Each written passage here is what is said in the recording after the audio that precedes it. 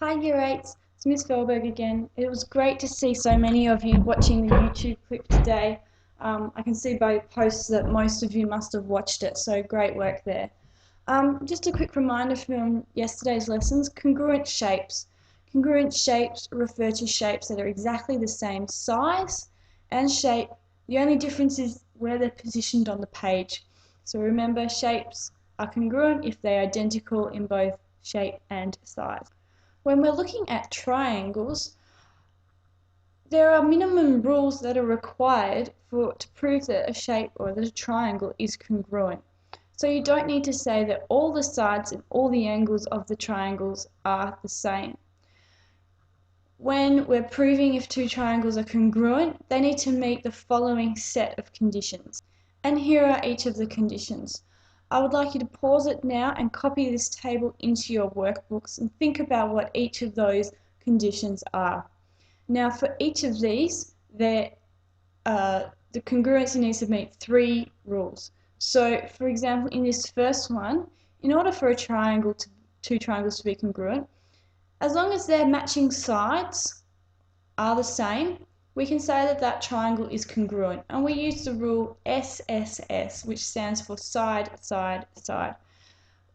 Some diagrams just use little symbols to represent that the sides are matching. So we can see that the purple sides match, the blue sides are matching because of the symbols, and the pink sides are matching.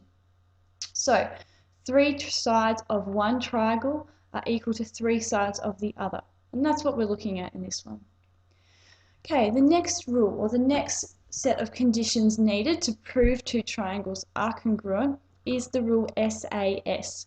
So you need two sides and the angle included. That's a really important part. It's not referring to this angle here and this angle here. They're not included in between those two lines. So it's got to be two sides and the angle in between. So two sides and the angle in between included of one triangle are equal to two sides of and the included angle of another. And that rule we state as SAS. The next rule that we can use to prove two triangles are congruent is AAS.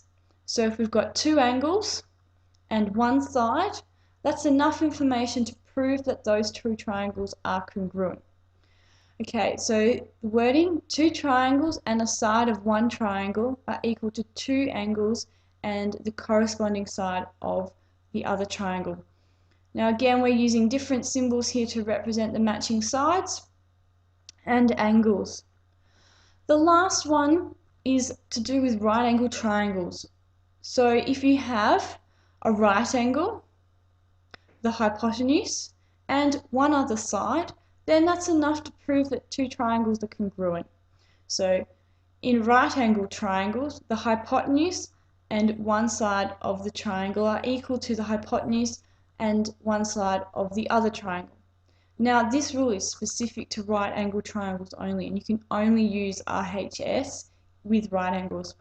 You do want to be careful though, because sometimes textbooks and tests will try and slip you up and they'll put a right angle triangle in, but it might not include the hypotenuse. It will have this side and this side, which in that case is SAS. So just be really careful when you're looking at shapes to see which ones match which rules. And that's what you need to be able to do.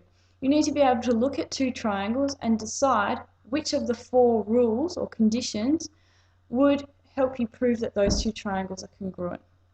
I really like this little part underneath the table, and please copy it into your books. SSS stands for side, side, side. SAS stands for side, angle, side. And they've put the angle in between because the angle has to be in between the two sides. The next rule is AAS, or angle, angle, side. So you need two angles on one side. And the last one is RHS. You need a right angle, a hypotenuse, and one other side. Okay, let's just have a look at a couple of examples. Please copy these into your book.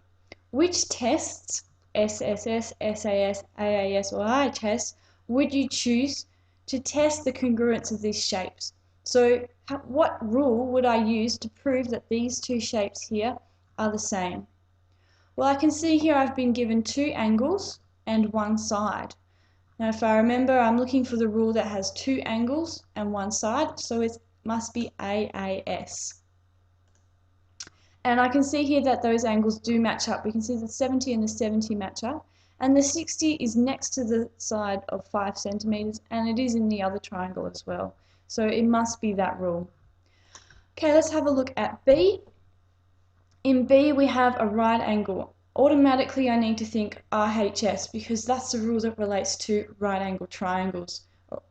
So I've got a right angle, I've got the hypotenuse, and they match on both sides match there, and I've got another side, and they're both 12 meters. So yes, it must be RHS. And looking at the solutions, we can see that yes, that is the case. A was AAS, and B was RHS. Now, for me in year 8, you really need to just be able to state the three-letter test. It is good to understand what the explanation needs to be, but you'll go into greater detail in that in the future.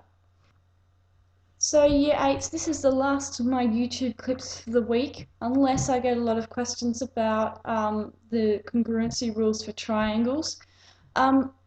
Today in class, on Wednesday in class, you should be doing exercise 6E, questions 1 to 4. Now on Thursday you don't have maths because you're at the musical, and on Friday I want you to complete exercise 6E to the best of your ability. That doesn't mean not doing anything, you do need to make sure that you have an attempt. And as always for homework, hot maths. Hope you have a good week. Post on Edmodo or on the YouTube video if you've got any questions, and I'll see you next week. Bye.